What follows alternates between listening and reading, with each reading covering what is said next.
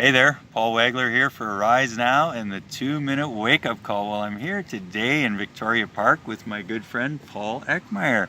And you know, Paul is a retired bus driver. I met him, well, probably almost 17 years ago.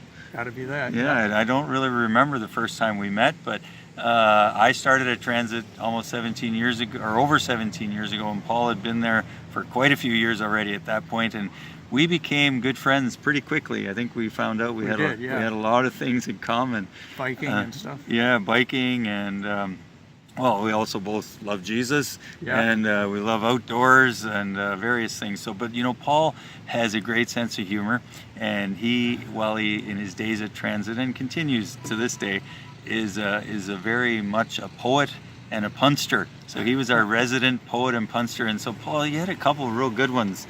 Well, you had a lot of good ones, but there was one you had about a duck on the ring road or something. How did that one go? Oh yeah, well, if you drive the main line and you're on the ring road, we often see ducks and geese flying right in front of you because Laurel Creek is running through there. Yeah.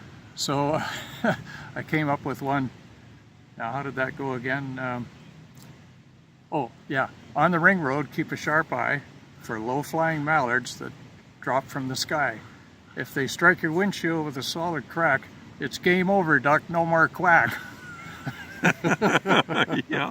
Oh my, that's a good one. And then you had another good one about when you'd catch up with another bus on King Street, and there was two buses running together. How did that one go?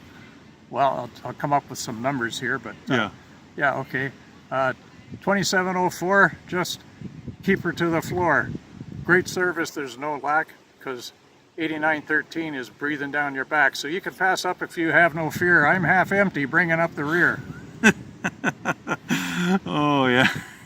And we used to share those over the radio of all things, and we'd all get a lot of laughs. Well, those were some very good days. Can't do that anymore. No. Transit business only, please.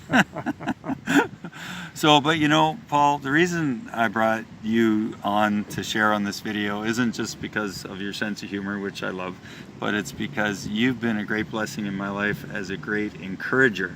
And I love hanging around with you because I always feel good after I hang out with you, because you have encouraged me in so many ways, and I'm so grateful for that. So I'm just wondering, you know, I think that's a great tip on how to be a friend. It's to be a good friend, is to be an encourager. But what is it in you that really prompts you to be an encourager to others? Well, I often see in involvements, ministry involvements at church, or a club you might be involved in, a lot of people work really hard, but they never get a real thank you or an encouraging word from somebody. That needs to be recognized, and people need to hear that they're doing a good job.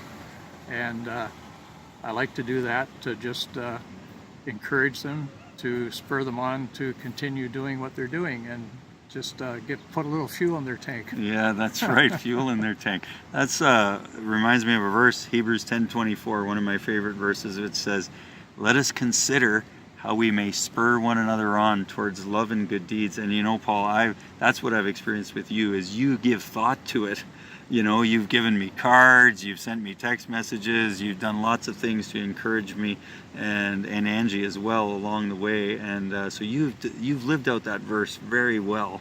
And so for that, I'm very grateful. And I just wanted to, we wanted to highlight that for those of you who are watching this today, so that if you're wondering, how can I be a better friend? How can I support my friends? Well, encouragement is what everybody needs. So find a way to encourage. Some people, like Paul, I think it comes somewhat naturally with his personality, but yet he works at it, and we can all be encouragers. And so let us consider how we can spur one another on toward love and good deeds, and the fruit of it will be immense in the friends and the people's lives that we touch. As the fruit has been in my life from the encouragement you've given me, Paul. So thank you very much. Oh, you're welcome, brother. Yeah, right on. Well, I guess we better stop, because this is a little more than 2 minutes now. So that's all for now. Any poems to end off with?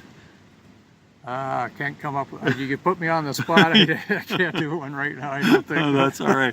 Oh, it's pretty rare. Paul's speechless without a pun. But anyway, until next time, stay awake and stay alert.